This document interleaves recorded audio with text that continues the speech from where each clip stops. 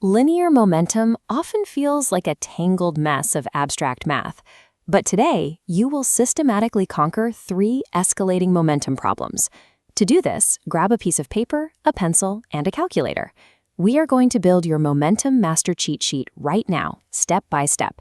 If you're worried about the math, don't be.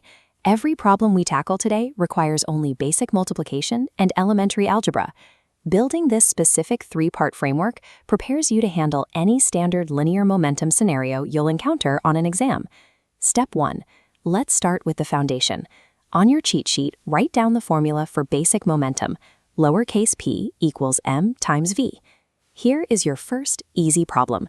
You have an object with a mass of 2 kilograms moving at a velocity of 5 meters per second. Map these given numbers directly into your formula. The 2 kilograms goes in for mass, and the 5 meters per second goes in for velocity. Multiply them together, and you get 10. Simple enough. But look closely at the units. Kilogram meters per second. In physics, the number alone isn't the answer. Without kilogram meters per second attached, the calculation is incomplete. This basic mass times velocity calculation is the foundational step for the collision problems coming next. Step 2. Add our second formula to your cheat sheet. Impulse equals force times time. Impulse is a change in momentum over a specific period of time. This is the mechanical principle behind car airbags, which catch you slowly to extend the time of the impact. Let's look at an intermediate problem. A force of 10 newtons is applied consistently to an object for a period of 3 seconds.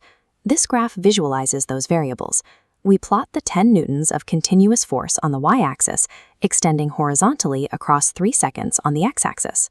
Calculating the total impulse is mathematically identical to calculating the rectangular area under this graph's line.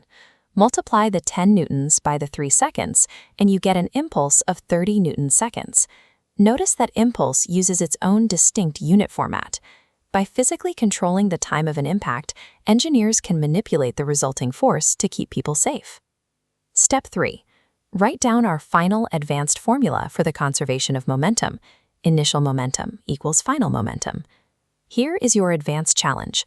A stationary 6-kilogram object explodes. A 2-kilogram piece flies to the right at 5 meters per second. We need to find the velocity of the remaining piece. Before setting up the algebra, you must calculate the mystery mass. If the original block was 6 kilograms and one piece is 2 kilograms, the remaining piece has to be 4 kilograms. Now we set up the equation. Because the object started perfectly stationary, its initial velocity was 0, making the entire left side of the equation an absolute 0. On the right, we add the momentum of the 2 pieces. Let's execute the first step of the math. Multiply the known variables on the right side. 2 kilograms times 5 meters per second gives us 10.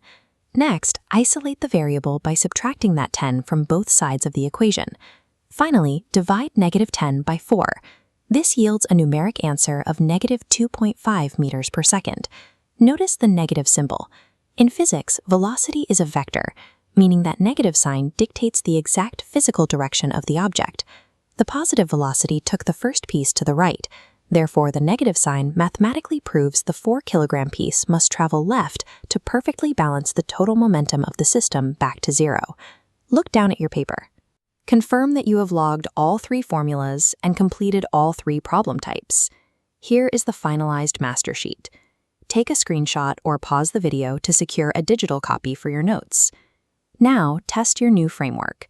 Try applying the conservation formula to an elastic collision problem, where 2 objects bounce off each other instead of exploding apart. The individual variables and the specific scenarios will change from test to test, but the fundamental physical laws governing these 3 calculations remain absolute.